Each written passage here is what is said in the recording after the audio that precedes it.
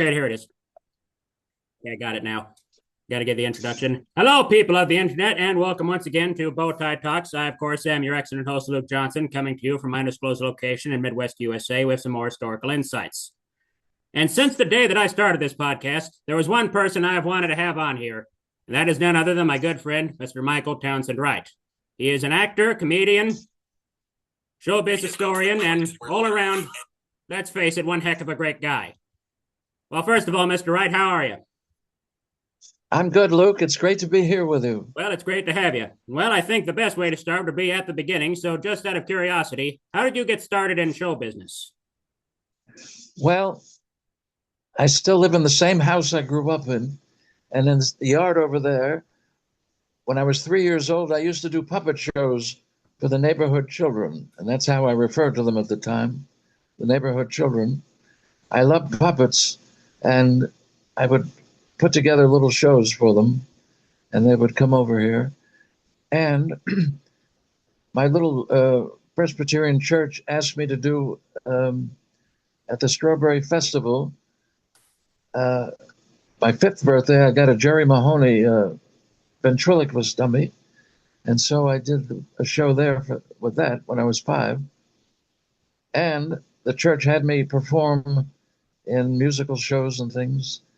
And then other people asked me, VFWs and local things.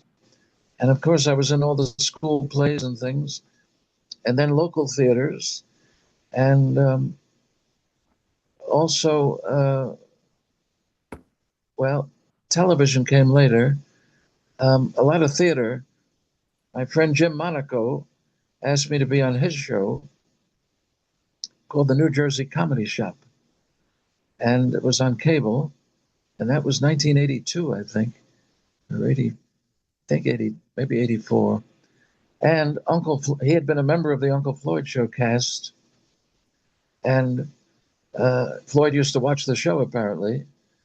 And I met Floyd.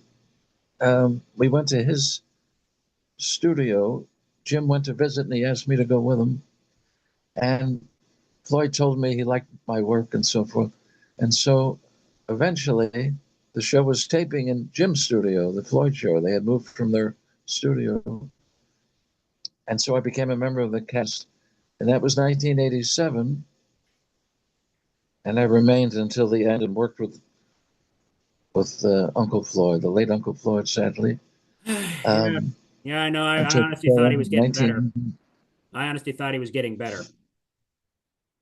Yes, and as I mentioned to you, I'm so glad you got But to experience him in the later years. so am I. So am I. Yeah, it was definitely something. I'm happy that he answered all my questions I brought to him on his podcast. Yes, but he was knowledgeable right to the end. He certainly Um, was. He certainly was. If I could have, we I would went, have had him on we here. went If to I see could have, him, if I could have, I would have asked him to be on here. but he was sharp right to the end because Mm. David Byrd and I, a member of the cast, went to see him a little less than a week before he passed away, and you could see he was very frail, but his mind was as sharp as a tack. The very last thing I said to him was a little joke that I had done online about the hokey pokey. Mm-hmm. And I said, "What do you think, Floyd?" And he said, "Keep it in the act." How do you like that? Very theatrical. Last words he ever spoke to me. He was definitely one in a million, that's for sure. Yeah, he was. A lot of tributes. The New York Times, the Daily News, USA Today. Can you imagine? I can definitely A imagine. little, He's definitely influenced me. He also gave me some advice on the podcast about I became interested in stand up. He told me that the best way to experience it was to go out and do it, yes, which I have exactly. which I have done, thankfully. I mean, I've not as many opportunities as I would like, but I've done open mic nights and such. That's wonderful. I've heard you perform online, and you're Thank very you. good, Luke. Thank you so much. You're, I love early mountain music. That's my favorite. Yes. and and you reflect that. You're carrying on that legacy, just Yes, as we thank carried you. on vaudeville and burlesque. You're carrying on the legacy of early Yes. music, Well, Jimmy it's interesting Rogers. And because apparently, did you know that Jimmy Rogers and the Carter family actually cut records near your neck of the woods? at Camden, New Jersey? Yep. Yeah. Because well, I mean, well, the Bristol sessions, RCA. of course, were done in were done in the Bristol, Tennessee, obviously, but Victor's headquarters was Camden. Camden, New Jersey, right? I mean, not Radio Corporation of America. Is that, Hmm. those are the letters? I think Yeah. so. RCA, yes, RCA, yes. Uh-huh. That's wonderful. I love that music. What did you think of Ken Burns' docu-series Oh, there? absolutely amazing. I mean, it was very well researched. It was very well researched, and I loved it, and it was very well put together, I thought. Well, it was interesting that the Grand Ole Opry began. Um, that was a very interesting story about how the wife of the radio owner, station owner, wanted to be a little, shall we say, artistic. So she had the feed of the opera, and the people around there thought, "What in the world is this?" So they responded with their own program called what? The Grand Ole Opry. The Grand Ole, right? And here's the interesting thing that Minnie Pearl and others continued. You know, they used to call it hillbilly music, Mm-hmm. and um, these were businessmen, educated, and women, but they dressed the part. That was an interesting bit of knowledge there that he presented. Well, what's You know, even there more were regular interesting business. is that what's even more interesting, I thought, was the fact that Bill Monroe caused quite an uproar when because he hated the image I was usually associated with that genre of music. I mean, that's why he and the Bluegrass Boys always showed up to their concerts and at their appearances on the Opry wearing suits. So he broke that tradition. Yes, he did. And I mean, it was carried on, however, by Fat and Scruggs. That's right. I mean, But was they Minnie always, Pearl the last one? Minnie Was she the Pearl was, last one, the yes, character well, thing? I really think so. Yeah, she was kind of the last people to really kind of carry on that image. What's even more interesting, though, is the fact that she actually was a classically trained Shakespearean actress. It's remarkable. Yeah, no, yes, it Well, is. but Hee Haw kind of carried on that sort of Yes, character thing for a long time. yes, But they did. Junior But Samples was yeah, the Junior Samples, yes, and he kind of carried on that thing. And Lulu Ramon, yeah, that, those yes, String Bean. String Bean. Oh man, the sad story in that regard. Yes, it is sad. Kind of got off topic here a little bit, but I was just curious. How did you become interested in vaudeville? Were there some books that you'd read when you grew up that kind of influenced that, or? Well, it could be when I was little, television was basically, they didn't know what to do in the early days. So they just sort of recreated vaudeville and nightclubs. So I was fortunate just to be alive while some of the greats were still living in their later years. And of course, Ed Sullivan was sort of vaudeville in a way. He would bring on all kinds of acts, which is what vaudeville was. You know, I have a little pet peeve about people saying so and so was from the world of vaudeville. No, many of them were burlesque. There's a very big difference, and they kind of blend the two, but there is a very big difference Mm-hmm. between burlesque and vaudeville. Yeah, I know. Floyd loved burlesque. Vaudeville was more family oriented. Burlesque, of course, was not so much. Exactly. Comics Mm-hmm. and girls, you might say. Yes. Um, and but the tradition came from it. Um, a lot of that has come down. Burlesque. Phil Silvers was a big part of it. I was the last sketch partner of Joey Fay, who was a famous burlesque second banana. The second banana is sort of there'd be the straight man and then the Mm-hmm. second banana. Phil Silvers from Bilko and so forth, Mm-hmm. and Mad World, the movie, and many things, was his straight man in Minsky's burlesque. And he used him in Broadway shows later on, High Button Shoes and Top Banana. I have an interesting thing. You've heard of Benny Hill, of course, Oh, yes. right, Yes, indeed. Yes, Luke? indeed. I grew up, I watched him occasionally on some of the reruns. Yes. Toward the end of Joey's life, when I was working with him as his last sketch partner, one time he just sort of, in passing, said, Benny Hill asked for me. I said, what? He said, Benny Hill asked for me. What do you mean Benny Hill asked for you, Joey? He's going to do some things in New York, and he asked me to be part of it. He did? Yeah. So he must have been aware of Joey, Benny. It's the first time he ever did anything in America, except on talk shows a few times. And that ended up being Benny's last special before he passed away. And he did most of it in England, but he did some location things in New York City. And Joey was very good in it. So he was a big fan of American burlesque, Benny Hill. But isn't that funny? It was just, yeah, he asked for me. But that was something. It was just another job to him. But here's another thing.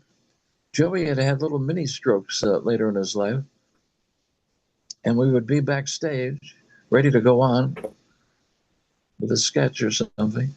And he sort of had his eyes slanted a little, seemed a little, what are we going to do, Mike? I said, slowly I turned, Joey, or whatever it was. Oh. And some of the people off stage, I said, okay. I said, just watch. The minute we got on stage, he was like a young man.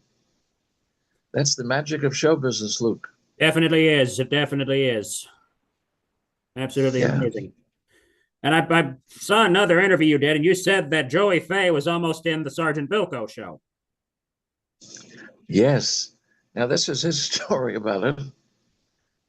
I know you and I love these backstage stories.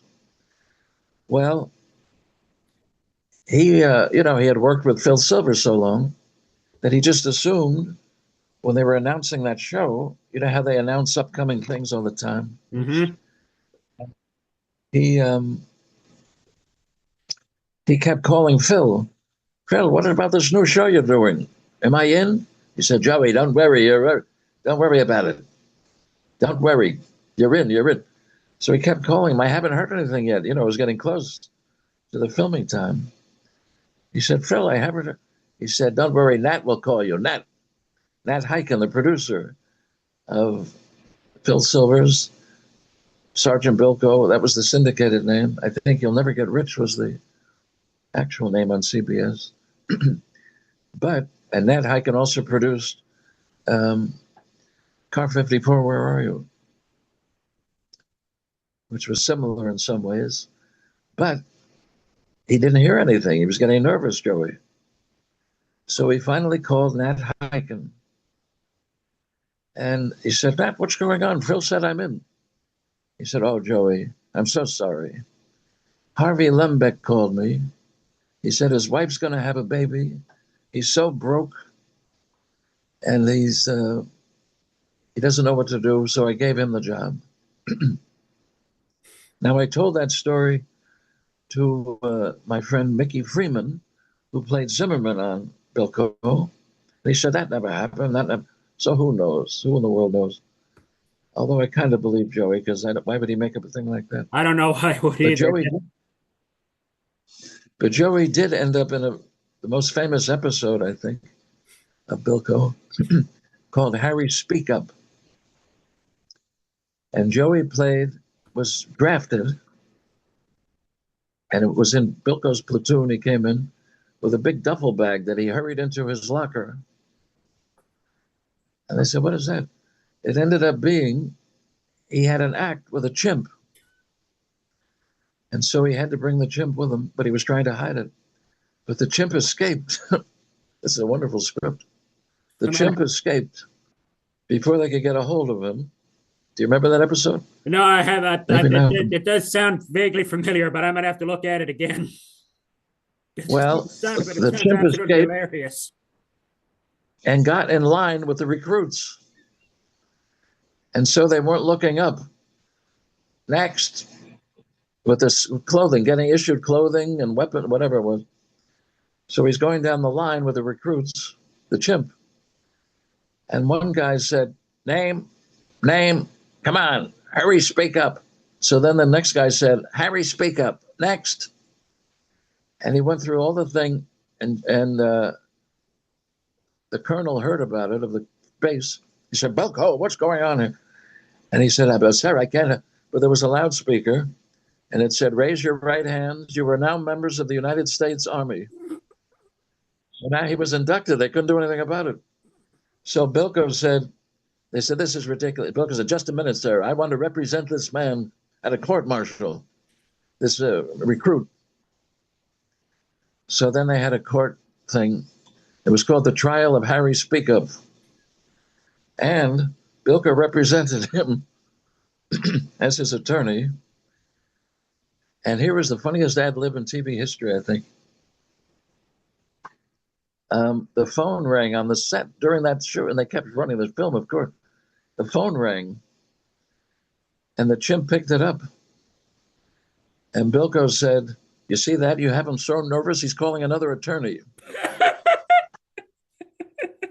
And you could see the actors. That was not a show where you broke up. It was a straight show, you know? So you could see the actors biting their lips from not smiling or laughing. That had to be one of the funniest ad libs. Because, as you know, animals are unpredictable. Yes. Oh. But thank goodness he had all that burlesque experience. Oh, yes. The same thing with Abbott and Costello. I mean, I can only imagine what it would have been like with Bingo on set. Oh, yes, Bingo. Bingo the chimp. Yes. Dressed in Lou's costume. Remember? Yes, they dressed in Lou Costello's costume. That was something else. That was a bizarre program, but very funny. No, extremely, extremely. It was big. I think that's probably as closest as they came to as their old burlesque days, because apparently they did that as a way to preserve their old burlesque skits. Well, it's funny you say that, because there was a tribute to Abbott and Costello. Uncle Floyd hosted at the Bottom Line in New York, and they were going to release, Shanachie was going to release, at that time, VHS tapes of the show. They had never been released. And so there was a celebration at the Bottom Line. And Sammy Petrello was part of the show, who was Bela Lugosi meets a Brooklyn gorilla. Yeah, the Jerry Lewis type character. Yeah, I know. Yeah. So he was on the show. Joey and I and Joey's wife, I brought Joey, and it was wonderful. And Ann Corio was in the audience, and so was Bud Abbott's son, and I think Bud Abbott's daughter, Vicky. So now why am I bringing this up? Oh, but I had to persuade Joey to do the show, believe it or not, because a lot of the old burlesque comics resented Abbott and Costello for the very reason you mentioned, because they all did those routines.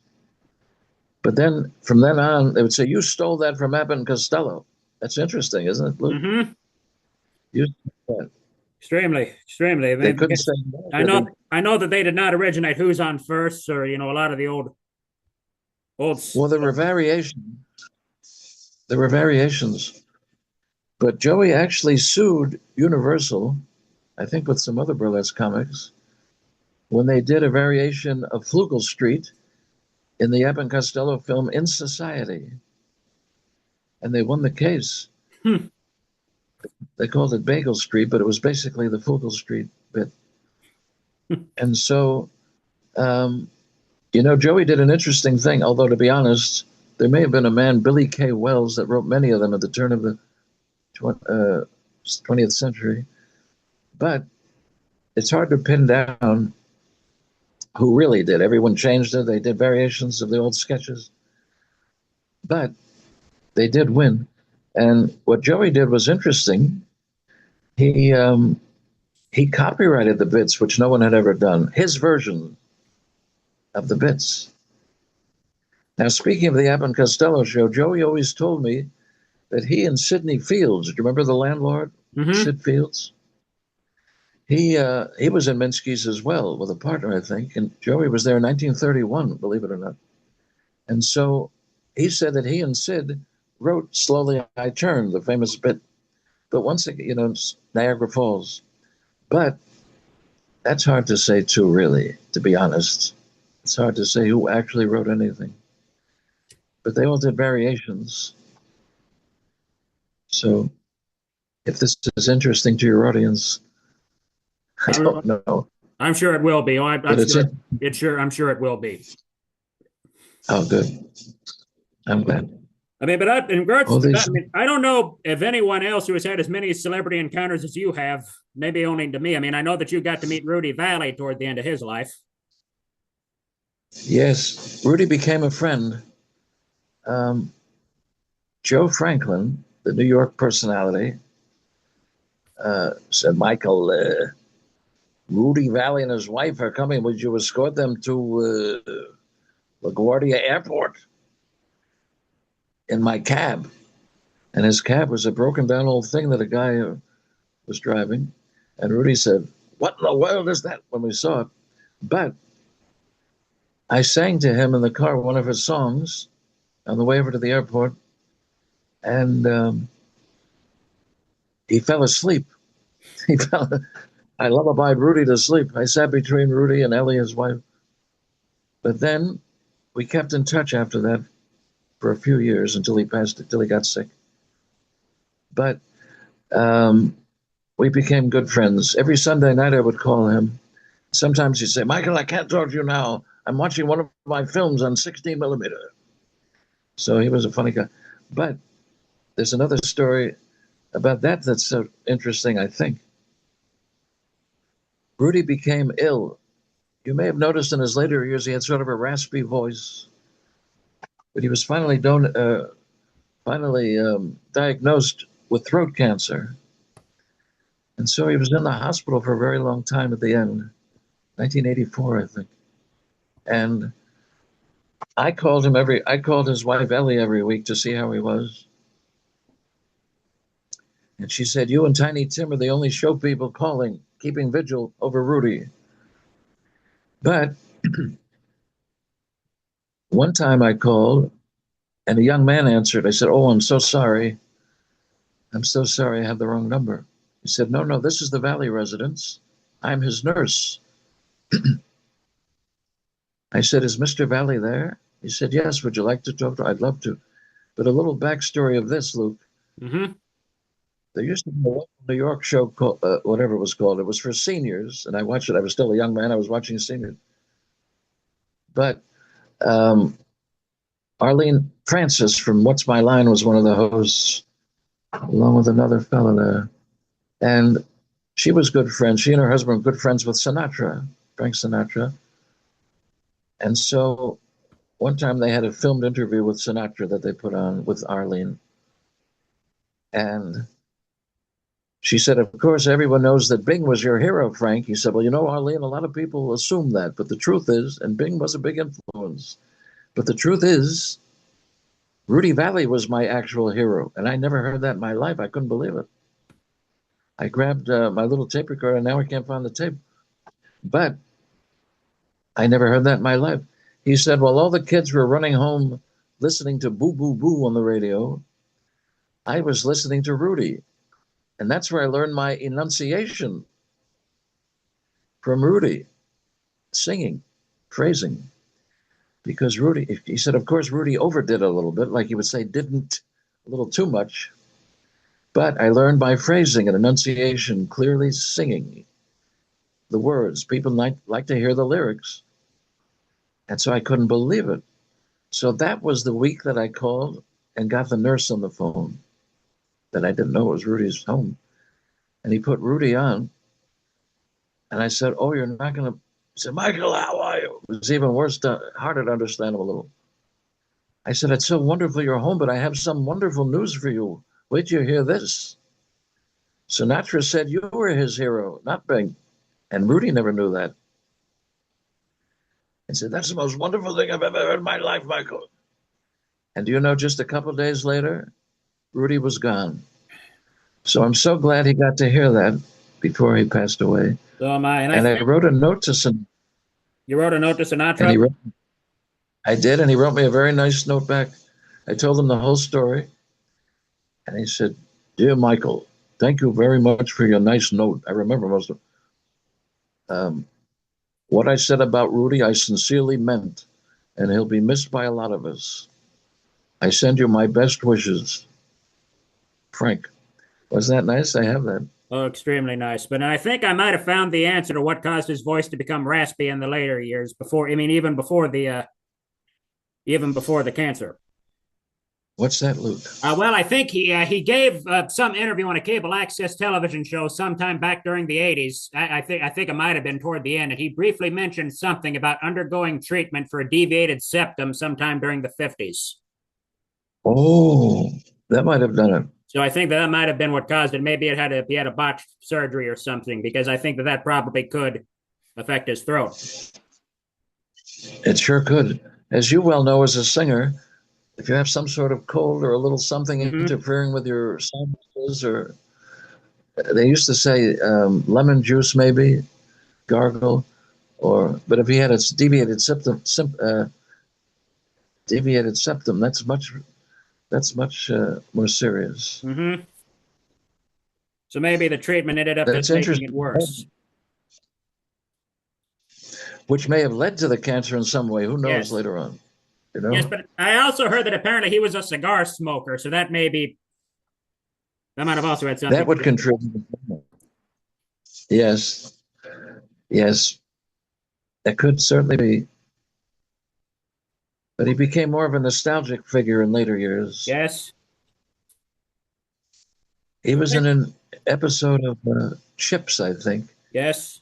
It was an interesting casting because he played the grandfather of Mary Crosby, Bing's daughter. So that was inspired casting. Definitely. Definitely, because I heard that another interview, he said that when the first time he heard a $1 Million Baby in a 5 and 10 story, he thought, well, goodbye, Rudy. Yes. Yeah. Well, it's interesting because Tiny Tim used to call me in the middle of the night sometimes with urgent things like, "Mr. Wright, don't you believe that Mr. Valley lowered his singing voice to compete with Mr. Crosby?" I said, "That might be true, Herbert." He let me call him Herbert. That might be true. So he was very concerned with those things. I can imagine. And this is also very interesting because Tiny Tim is one of my father's favorite entertainers. Really? I didn't know that. Yes, yeah. No, but how did you meet Tiny Tim, by the way? That's something interesting. Well, he was in the little town next to me once. He was, believe it or not, touring with a circus, I guess in the 80s. And the circus, those little circuses that tour into towns and things. And he was their headliner. And I was a little inspired by him because he just had one set with the orchestra playing, and he did one song after the other without stopping, like boom, boom, boom, boom. And now I do that with my Cohan medley. One song after the other. You're a grand old or whatever. The next one without stopping, Luke? Mm-hmm. So I was inspired by that. But I waited till after the show and talked with him. And we became friends. And I brought him, he had been on Uncle Floyd before I was on the show. But I asked him if he'd like to go on again. And I went and picked him up in New York City, where he lived at that time. And it's a funny thing about that. I missed his hotel, the Olcott Hotel on 72nd Street, West 72nd. And I missed it, so I had to go around the corner and come back. So I was about 2 minutes late. And he said, "Mr. Wright, if it were anyone else but you, I would have refused to go. You're 2 minutes late." Isn't that funny? But anyway, on the way over, he said, "Why don't you and I do a duet?" So we rehearsed in the car on the way over, "Bye Bye Blackbird," which is on YouTube. And that was a nice moment in my career, in my life. I've seen it. It's a great clip. Thank you. We used to do 5 shows in one night. Can you imagine? Back to back? And wow. I mean, that's... He had to stay. But he was happy to. He was very willing. And Floyd said, Tiny, it's great that you give all you have and to do my show like this. He said, Uncle Floyd, Mr. Uncle Floyd. Mr. Uncle Floyd, doesn't matter whether it's the smallest show on earth or the biggest show, Johnny Carson or anything else, a performer should give everything he has, wherever it is, every time he performs. So that was his ethos, Luke. Quite amazing. I mean, I've tried to do that. I mean, that's definitely something. I've learned to summon energy from the lowest depths of me, even when I'm basically coasting on fumes. That's something that I've admired from the old masters. Yes. Well, you have that in you too, don't you? Yes, yes, I have that. I definitely have that in me. Even I'm a generation or two past what I love as well. No, yes, trust me. I tell people I'm basically a 97-year-old man stuck inside of a 25-year-old body. Yes. You know, the doctor that delivered me, I said, you delivered me when I was just born and all the way through being a little kid. And he said, Michael, you were never a little kid. Even the doctor that delivered me, you can't beat that. No, because that's something people used to interesting. refer to me both an old man and a little kid at the same time, sort of the naivete of a little Yes, kid in some ways. yes, yeah. But No, also, I'm sorry. What you were you can saying? understand that one. Yes. I understand. I But definitely anyway, understand that. Because I did not grow up listening to the music of my generation. I just didn't. I mean, it probably comes from a father who was a truck driver. Because I grew up listening to the stuff he yes. loved, like Loretta Lynn, My Patsy father was, Cline. Your father was what? oh, wonderful. Construction as well, almost similar. And I worked with him for many years, even though not knowing what I was doing. So he wasn't too happy about that. So it wasn't really my calling, to say the least. But I've always been interested in these things. Oh, so have I. And So have now I. I've continued. Do you know that you think, how can there be room for a performer when literally thousands of young people come to New York and LA every day of the week to be in show business? How is there room for them? And the reason, I think, is one of the reasons 90% they give up because they want a steady paycheck, they want a picket fence and a family. And you have to be a little crazy to stay with this profession, to be honest. But it's very rewarding. I'm very happy. I have no regrets. Oh, I don't either. And I was going to say, no one can squeeze a penny like me. Unfortunately, they're getting rid of them now. What am I going to do? But I think I have Abraham Lincoln's face permanently embedded in my forefinger. I'm stealing that. Because I figure if you're in the arts, you have to be willing to be frugal, which comes naturally to me, so I don't mind that. Oh, it definitely comes naturally to me. I'm stealing that. Either that, I think I have Franklin Roosevelt's picture permanently stamped on my thumb. Yes. Because now that That's pennies right. have gone out of fashion, I think we could all start pinching dimes Exactly. We have to. Are or the stores nickels. by you are they getting rid of them by you? No, yeah, actually, I think so. Yes, I think some stores have actually started getting rid of them entirely. They're rounding it off. And sometimes it benefits you and sometimes it benefits them. Don't I know it? If I had Yeah. my way, we'd all go back to the gold standard because I know it may seem impossible, but doggone it, I've already got it planned out. If it ever goes back, I am buying myself a flannel shirt and one of those hats with the brim turned up, the worst pair of jeans I can find, a donkey, and heading to Arizona. Like the old 49ers. Yep. Apparently, it's the highest it's ever been at the moment, Luke. Well, my Gold. summer plans. Well, it looks as if my summer plans have been figured out for me. Yes. Wait, hold on just a minute. Gold is at its highest? Hold on a minute. Where am I? Oh. Okay, to those of you who are not down in the audio, he just touched his tooth. Yeah. Okay, and unfortunately, Mr. Wright, it looks like I've only got 2 minutes on here. So before we leave, I would like to pose a question that I also posed Mr. Floyd Vivino on his podcast. As somebody who has Ah, never once even stepped foot in the Garden State, I've always wondered why New Jersey has received such a bad reputation. When I've seen pictures of your home state, I must say it seems lovely. Why do you think it's received such a bad rap? I don't know. I think it's an easy foil for jokes and things. One thing is, they always say New Jersey. I've never heard anyone with that accent in my life. I haven't either. But you know, one of the things I love about it, for an hour from, well, they say I'm some closer or further, but I'm an hour from Manhattan, which is very convenient for me, and maybe an hour and a half from Philadelphia. There are world famous beaches here, the Jersey Shore, mountains. Of course, there are urban areas, of course, and and they're not bad. They're cleaning up again, and just about anything you could possibly find within driving distance. It's a relatively small state, If you want to go to the mountains, you can do it. and If you want to see the forests, if you want to see the ocean, absolutely. And people have pleasant experiences, and I hope you get to come here someday. oh, trust me, it's We'll have definitely on lunch my at bucket list. Before I die, I would like to see the Edison National Historic Park because he was one of my childhood heroes. I've been there many times. It's a wonderful place. You would love it. And I'm not too far from Menlo Park, which is a separate little museum with the eternal light bulb and a big tower.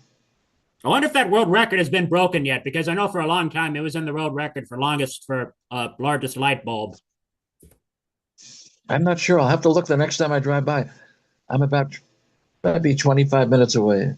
But that if you ever saw that picture at the end of his life, standing next to a memorial like a big rock thing, that's still there with the plaque on it. Well, Mr. But come Ryan, to Jersey sometime. oh no, I definitely We'll will. have lunch. We'll have lunch at a show business diner somewhere. Oh, sounds good to me. Sounds good to me. I definitely will. Well, Mr. Wright, thank you for this. Thank you for My doing this. pleasure to be with you. My pleasure too. I will definitely have to have you back because there is a lot of things that we haven't discussed that I'd love to. Sure. Be happy to. Thank you so much. Thank you so much. And also, before we leave, I would like to dedicate this podcast to the memory of Floyd Vivino.